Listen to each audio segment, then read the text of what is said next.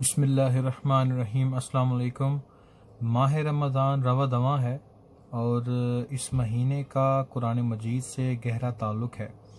قرآن مجید میں اس ماہ کے بارے میں فرمایا گیا کہ یہ مہینہ قرآن مجید کا مہینہ ہے کیونکہ اس مہینہ میں قرآن مجید نازل ہوا۔ اب عام طور پر ہمارے ہاں یہ رواج ہے کہ جب رمضان کا مہینہ آتا ہے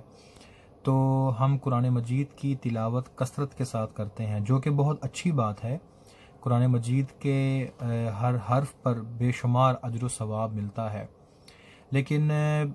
کیا ہی اچھا ہو کہ ہم اس روایت میں تھوڑی سی تبدیلی لے کر آئیں،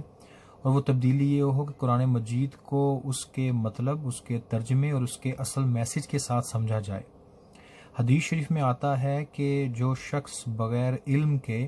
قرآن مجید پر گفتگو کرتا ہے، قرآن مجید کے بارے میں گفتگو کرتا ہے، تو وہ اپنا ٹھکانہ جہنم میں پا لے گا۔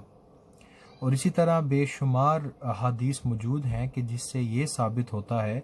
کہ قرآن مجید کا صرف متن پڑھنا کافی نہیں، قرآن مجید کی صرف عربی پڑھنا کافی نہیں، بے شک قرآن مجید کو بغیر مطلب کے بھی پڑھا جائے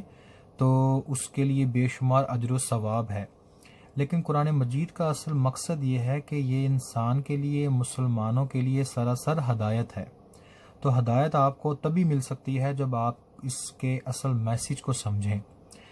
دنیا میں روزمرہ کے معاملات میں ہمیں بے شمار پریشانیاں آتی ہیں اور ہم اس پریشانی کو دور کرنے کے لیے ایکسپرٹس کے پاس جاتے ہیں، چاہے وہ کاروباری معاملات ہو یا گھریلو معاملات ہوں یا کسی بھی طرح کے معاملات ہوں۔ اللہ تعالیٰ نے ہمیں یوں ہی نہیں چھوڑ دیا، اللہ تعالیٰ نے ہمیں دنیا میں بھیجا اور اس کے ساتھ ہمیں ہدایت بھی ساتھ ساتھ پہنچائی۔ تو مین مقصد یہ ہے، مین میسج یہ ہے کہ اس رمضان میں ہم قرآن مجید کو یوں پڑھیں کہ اگر قرآن مجید کو صرف ثواب کی نیت سے پڑھا جائے تو ٹھیک ہے، فجر کی نماز کے بعد سورہ یاسین پڑھ لی جائے، عشاء کی نماز کے بعد سورہ واقعہ کی تلاوت کی جائے، بے شک ہر ایک حرف پر قرآن مجید پڑھنے پر ثواب موجود ہے۔ لیکن ایسی بے شمار احادیث موجود ہیں جس سے ظاہر ہوتا ہے کہ قرآن مجید کو پڑھنے کے ساتھ ساتھ سیکھنے کی بھی ضرورت ہے، اور جو جنت، یہ قرآن مجید وہ ہے جو دنیا میں تو ہدایت ہے ہی بلکہ آخرت میں بھی ہماری شفاعت کا ذریعہ بنے گا۔ اس کے ساتھ ساتھ یہ کہ اس رمضان میں اگر ہم تھوڑی دیر کے لیے، اس مہینے کے لیے ہم یہ کوشش کریں کہ صرف قرآن مجید کا ترجمہ پڑھ کر پورا مہینہ گزاریں، اور چونکہ قرآن مجید جو ہے ایک اللہ تعالیٰ کی معجزاتی کتاب ہے، اس کے بے شمار معجزات ہیں۔ ایک حصہ وہ ہے کہ جب آپ قرآن مجید کو ترجمے کے ساتھ پڑھیں اور اس کا مطلب سمجھنے کی کوشش کریں تو کچھ ایک کیٹیگری ان لوگوں کی ہے جو عوام الناس کے لیے ہے،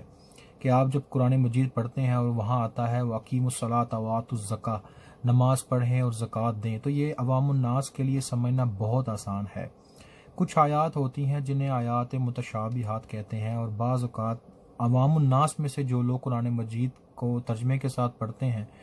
ان کو یہ مشکل پیش آتی ہے کہ وہ اس کا مطلب نہیں سمجھ پاتے۔ اگر آپ کو یہ پرابلم آتی ہے تو پہلی آپشن تو یہ ہوتی ہے کہ آپ علماء کرام کی رائے لیں۔ روزمرہ کے معاملات میں ہم اتنے مصروف ہوتے ہیں کہ ہمارے پاس اتنا وقت نہیں ہوتا، تو کوشش کریں کہ اس کو چھوڑ کر آگے پڑھتے جائیں۔ اگر اس رمضان میں ہم پورا قرآن مجید اردو ترجمے کے ساتھ اس کے مطلب کو سمجھنے کی کوشش کرتے ہوئے گزار دیں، اور رمضان کے آخر میں اگر 10 باتیں بھی ہمیں کوئی ایسی مل جائیں جو ہمیں پہلے ہمارے علم میں نہ ہو اور اب ہمارے علم میں آ جائیں اور ہم اس پر عمل کرنے کی کوشش کریں، تو اس کا مطلب یہ ہوگا کہ ہم نے رمضان کا حق ادا کر دیا۔ تلاوت تو ہم ساری زندگی کرتے رہے، تلاوت کرنے میں